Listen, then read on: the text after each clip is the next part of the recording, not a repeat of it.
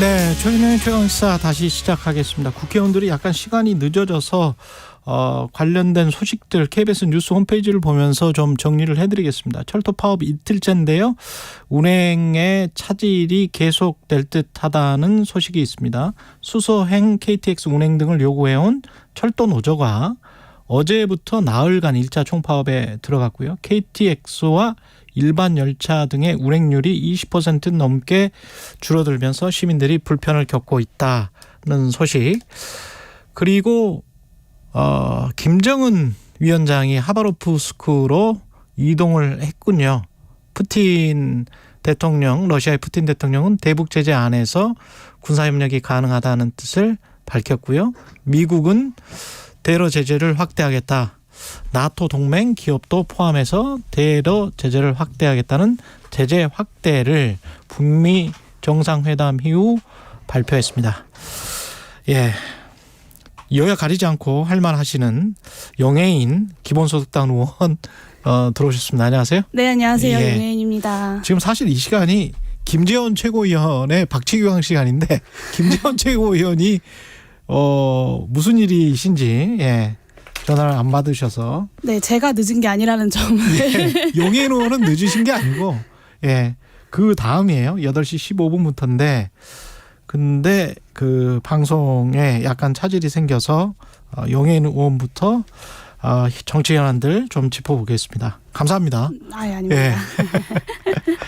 이번 개각의 의미부터 좀 살펴봐야 될 것 같은데요. 점수를 준다면 어떻게 평가하십니까? 국방부, 문체부, 여가부 소폭 개각했습니다. 네, 저는 적반하장 개각이라고 생각하는데요. 적반하장 개각이다. 그러니까 개각이라는 건 국정 쇄신의 일환이잖아요. 그러니까 그것이 야당이 요구했던 아니면 여당 스스로가 그런 쇄신이 필요하다고 생각했던 뭐건 간에 어떤 새롭게 시작한다라는 의미를 담아야 하는데 특히 이제 국방부 장관 바꾼다는 말이 돌았을 때 그랬죠.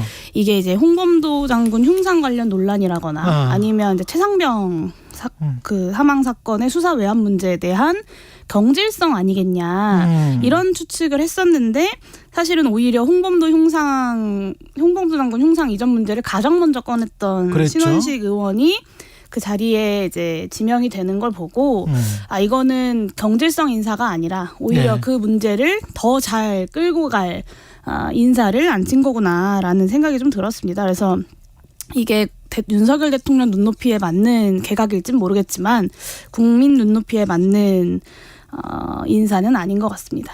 신원식 국방부 장관 후보자는 12.12하고 박정희 대통령 돌아가시는 그 공백기에 저는 그때 당시 나라 구해야 되겠다고 나왔다 봐요. 뭐 서울의 봄이라든가 이런 것들을 일어나고 그래서 저는 나라 구해야 되겠다고 나왔다 본다. 11.12 쿠데타를 옹호하는 듯한 그런 발언을 했는데 그다음에 이제 기자들이 물어보니까 쿠데타가 불가능하다 이렇게 설명하는 과정에서 앞뒤 맥락을 자르고 이야기한 거다. 뭐 이렇게 답변은 했습니다만 그 이후에도 민주화라고 생각을 했는데 사실은 자유민주주의가 아니라 인민민주주의로 뚜벅뚜벅 걸어간 30년이 지난 지금 뭐 이런 이야기를 그러니까 우리가 88년 이후에 인민민주주의를 했다라는 식으로 지금 또 이야기를 했더라고요. 네, 이게 그 북한에서 한 말이 아니라는 것이 매우 놀라운 일이죠. 그러니까 5.16은 문명사적 관점에서 위대한 혁명이다. 그리고 87년 이후에 한국 체제는 인민민주주의다. 뭐 오늘날 문재인이란 악마를 탄생시킨 초대 악마는 노무현이다. 뭐 2016년 촛불은 자유민주주의를 파괴하고 대한민국을 파괴하는 반기다. 뭐 이런 표현들을 하셨어요. 이게 신원식 국방부 장관 후보자께서 직접 하신 말씀들인데요. 이게 과연 민주공화국에서 용납될 수 있는 말인가? 최근에 뭐 한 언론사의 보도를 가지고 사형죄에 체할 뭐 국기문란이다. 뭐 이런 얘기를 여당에서들 많이 하시는데 저는 이 말들이야말로 반국가 세력이라는 평가를 받을 수 있는 발언들이 아닌가라는 생각이 좀 들고요. 홍범도 장군 흉상 이전 논란을 비롯해서 사실 이제 그 윤석열 대통령 올해 3.1절 기념사를 시작으로 쭉 이제 역사 관련된 논쟁들이 벌어지고 있는데 이 역사 관련된 논란들 그리고 이념투쟁 이것들 윤석열 정부가 꿋꿋이 밀고 가시겠다라는 의지가 좀 담겨 있는 인사 그게 이제 신원식 의원의 장관 지명으로 드러난 것이 아닌가라는 생각이 좀 듭니다. 이게 근데 일반적인 시민의 신분이다라고 보기는 좀 힘든 게 이분은 그때도 장군 출신이잖아요. 일단 네. 장군이었어요. 대한민국 장군. 3스타 중장까지 하셨던 분인데 그 다음에 시민사회에 나와서 유튜브에 등장해서 또는 집회 현장에서 이런 말씀을 하신 거잖아요. 네, 사실 계속 일반적이지는 않는데 장군 출신들이 이런 이야기를 할 수가 있습니까? 일반적이지 않죠. 그러니까 장군 출신이 이런 이야기를 하는 것도 참 황당하지만 사실은 이런 이야기를 뭐 어떤 그 공직을 끝내고 민간인으로서 이런 이야기를 한다면 뭐 그거 자체는 어떤 표현의 자유로서 뭐 고려해 봄 동의할 수는 없지만 고려해 볼 수도 있지 않을까 싶을지 모르겠지만 일단 지금 국민의힘에서 지난 총선 때 비례로 공천을 받으신 거고 그리고 지금 현재는 우리나라 그 군 관련돼서 가장 막강한 이제 권한을 쥐게 되는 국방부 장관 자리에 지명이 되신 건 아니겠습니까? 그래서 군대라는 공간을 어떤 민주화 이후에 우리 사회가 합의해 왔던 그런 공간이 아닌 어떤 여전히 군사 독재 시절에 살고 있는 분이지 않은가 뭐 그런 우려도 좀 듭니다. 근데 장관으로 임명되면 좀 균형 있게 일할 것이다. 그리고 최고의 국방 전문가다. 이게 국민의힘 입장 같은데 이런 인식을 가지고 있는 것 같은 분이 장관으로 임명되면 균형 있게 일할 수 있을까요? 어떻게 보세요? 원래 근데 검증이라는 것은 그가 평소에 갖고 왔었던 인식들과 그리고 보여왔던 행보들을 가지고 검증을 하는 겁니다. 근데 그 지난 최소한 그러면 앞으로는 균형감을 가지고 이제 직을 수행하겠다라고 하려면 과거의 어떤 본인의 행보와 발언들에 대한 어떤 스스로의 평가와 부적절한 부분에 대한 국민들에 대한 사과 이런 것들이 전제가 되어야 앞으로는 달라질 것이다라고 이제 예상이라도 할 수 있는 건데 지금 뭐 국민의힘을 비롯해서 신원식 후보자의 태도는 전혀 그런 태도는 아니어서 과연 과거를 돌이켜 봤을 때 그리고 지금의 어떤 태도들을 봤을 때 앞으로 달라질 것이라는 걸 기대할 수 있는가 저는 그런 가능성은 크지 않다고 생각합니다. 국민의힘은 그 해병대 최상병 순직 사건 그리고 외화 의혹과는 관련이 없다라고 하지만 관련해서 이제 국방장관이 아직 그 사표 수리를 받지를 않았기 때문에 대통령이 장관 탄핵을 민주당이 오늘이라도 할 수는 있겠죠. 발의를. 근데 또 국민의힘은 그렇게 되면 뭐 국방부 장관이기 때문에 국가 안보에 공백이 생긴다. 이렇게 지금 반론을 제기하고 있고 민주당에서는 어떤 결론을 내릴 거라고 보십니까? 글쎄요. 민주당에서 어떤 결론을 내릴지 제가 예측하기는 쉽지는 않습니다만 제가 민주당에 있는 게 아니니 다만 저는 탄핵 결정을 왜 못하는지는 좀 납득이 되지 않습니다. 그러니까 그 탄핵으로 인해서 안보 공백이 발생한다고 하면 사실 국방부에서 빠르게 그러니까 대통령실에서 빠르게 사표를 수리하면 될 일입니다. 그러니까 이게 탄핵이 발의가 된다고 끝이 아니라 그 국회에서 본회의를 통과해야 되는 것이기 때문에 그러니까 물리적으로 걸리는 시간이 있습니다. 그렇겠죠. 그래서 만약에 탄핵안이 발의된다고 해서 바로 안보 라인의 공백, 그러니까 국민의힘의 주장을 100번 양보해서 인용한다고 했을 때도 그것이 바로 발생하는 것은 아니다. 근데 대통령실에서는 어쨌든 이 최상병 문제라거나 아니면 그 수사의혹 문제라거나 홍범도 장관 흉상 이전 관련 논란들에 대해서 책임을 묻는 방식으로 장관을 교체하고 싶지 않은 것 아닙니까? 그런 의도를 명확하게 가지고 있는데 왜 야당이 여기서 그 탄핵안 발의조차도 망설이고 있는 것인지 저는 좀 납득하기가 어렵습니다. 그리고 유인촌 문체부 장관 후보자 같은 경우도 장관으로 임명되면 균형 잡고 일할 거다. 왜냐하면 블랙리스트 의혹이 있긴 있었기 때문에. 근데 본인은 부인은 하고 있지만 균형 잡고 일할 수 있을 거라고 보십니까? 일단 그 블랙리스트 문제를 뭐 다시 한번 좀 정리해 보겠다 이런 예. 이야기를 했는데 예. 이 블랙리스트 문제를 정리하려면 저는 유인촌 후보자가 본인의 정계 활동을 좀 정리하셔야 되지 않는가라는 말씀을 좀 드리고 싶어요. 그러니까 이 그때 당시를 돌이켜 보면 2008년 문체부 장관이 된 직후에 가장 먼저 한 말이 이전 정권의 정치색을 가진 문화예술계 단체장들은 스스로 자리에서 물러나라.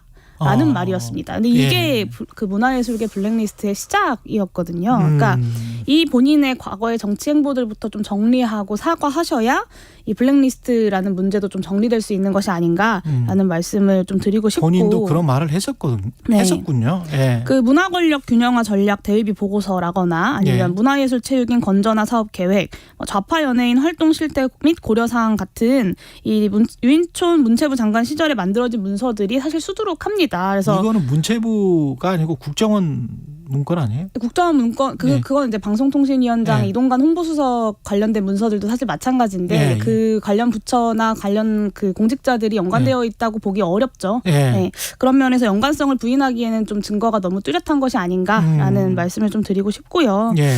언론과 국민을 향해서 욕설을 이제 하고 예. 또 문학의 블랙리스트를 만들었던 게 사실상 들통이 나서 쫓겨나듯 정치권에서 이제 퇴출당하듯 쫓겼던 사람을 다시 불러들이게 된 건데 여기에는 좀 이동관 방통위원장과 좀 항보를 맞춰서 빠르게 좀 언론 장악을 마무리하려는 대통령실의 의지가 담겨 있는 것이 아닌가라는 국민들의 우려도 있는 것 같습니다. 예. 지금 여가위 소속이신데 김행 그 후보자 같은 경우는 그 서로 간에 뭐 방송에서도 자주 만나시고 그러지 않으셨습니까? 사실 제가 이렇게 김행 후보자를 여러 번 뵙진 않았고요. 예. 근데 한 번 뵐 때마다 좀 근데 임팩트가 있었군요. 네, 임팩트가 좀 있었다 보니 많은 분들께서 예. 좀 그렇게 기억을 하시는 것 같습니다. 한 예. 3번 정도 뵌 것 같아요, 저는. 그 어떤 적절한 인사다라고 보십니까? 저는 제2의 잼버리 사태가 우려된다라는 근데 드라마틱하게 생각이 드는데. 엑시트 하겠다는 거는 그 빨리 나오시겠다는 이야기 아니에요? 그게 저는 이렇게 제2의 잼버리 파행이 우려되는 이유인데요. 그러니까 김현숙 장관의 여성가족부가 왜 실패했냐를 예. 돌이켜 보면 그러니까 여성가족부가 기본적으로 해야 될 업무들이 있지 않습니까? 사실 그렇죠. 잼버리 같은 경우가 아주 대표적인데 잼버리는 굉장히 오래전부터 사실은 준비를 해오던 예. 큰 이제 국제 행사였는데 그런 데에는 관심이 없고 오로지 부처를 없애는 데에만 관심이 있으니 여성가족부 업무가 잘 진행이 될 리가 있겠습니까? 저는 그것의 어떤 결과가 지난 잼버리 파행이었다고 생각하고요. 근데 어제 이제 김행 후보자가 첫 출근을 하면서의 첫 일성도 이제 여성가족부 폐지가 이제 윤석열 대통령의 공약이다라는 이야기를 하면서 뭐 드라마틱하게 엑시트하겠다 이런 표현을 하셨는데 저는 이제 부처 발전을 위해서 노력하겠다. 혹은 우리 사회의 어떤 여성, 청소년, 노인 이런 소수자들을 위한 노력을 하겠다라는 메시지가 아니라 첫날부터 어떤 본인의 업무가 끝날 날 이야기를 하는 드라마틱하게 엑시트하겠다. 그래서 어떤 여성가족부의 소임을 잘 해내고자 하는 직원들의 사기가 오히려 떨어지는 첫 출근 일성이지 않았나라는 생각이 들고요. 실제로 여가부 직원들도 여가부 폐지에만 몰두하니까 좀 일이 잘 진행이 안 돼서 속상하다 이런 이야기를 지난 1년 반 동안 좀 여러 차례 듣기도 했습니다. 그렇군요. 이재명 대표 단식이 지금 16일차 접어들었는데 격려방문을 한번 하셨었죠. 네, 이제 이번 주 월요일에 이제 다녀왔습니다. 어떻게 판단하고 계세요? 멈춰야 된다고 생각하십니까? 어떻게 생각하십니까? 사실 윤석열 대통령, 그러니까 집권 여당의 어떤 쇄신을 요구하면서, 그러니까 그 국정 운영의 쇄신을 요구하고 여러 가지 요구를 가지고 제1당 그리고 제1야당의 대표가 단식을 하는데. 네.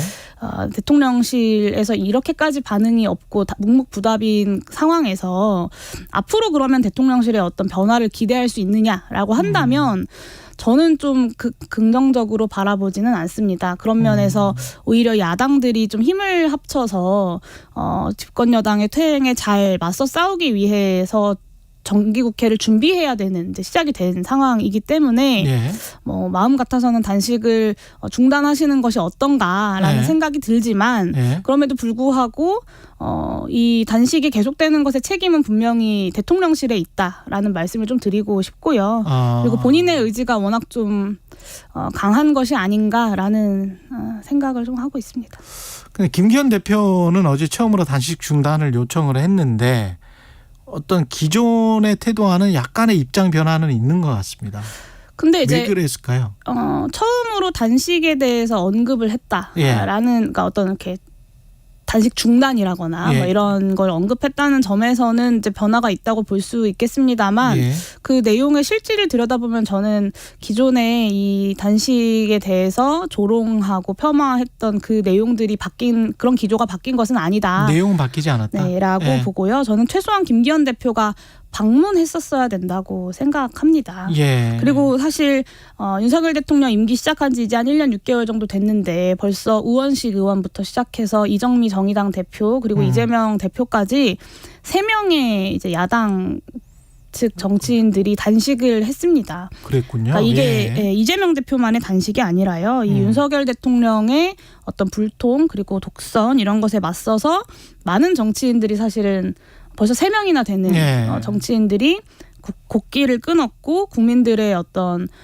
쇄신의 요구라거나 불만들을 전달하고 있는 거죠. 근데 여기에 대해서 묵묵부답인 것이고 대통령실에서도 적극적으로 야당의 대표를 만나서 소통하기 위해서 노력해야죠. 그런데 이제 이재명 대표가 범죄자다라고 하면서 이제 만나지 않고 있는 건 아닙니까? 예. 근데 저는 오히려 좀 그렇게 되묻고 싶어요. 그러니까 같은 논리면 이명박 씨와 박근혜 씨는 도대체 왜 만나나? 최근에 이제 김기현 대표가 박근혜 전 대통령을 만나고 왔는데 거기는 확정된. 네, 그렇죠. 예. 이재명 대표는 아직 수사 단계에 있는 그러니까 형이 확정되지 않은 사람이고 이제 박근혜, 이명박 이 두 사람은 이제 형이 확정돼서 예. 실형을 살고 예. 이제 사면을 받은 그렇죠. 사람들이지 않습니까? 예. 이런 사람들은 만나면서 제1야당의 대표는 만날 수 없다. 예. 저는 이건 좀 치졸한 이중잣대이지 않나라는 생각이 좀 듭니다. 알겠습니다. 여기까지 듣겠습니다. 지금까지 용혜인 의원이었습니다. 고맙습니다. 네, 감사합니다. 여러분은 지금 KBS 1라디오 최경영의 최강 시사와 함께하고 계십니다.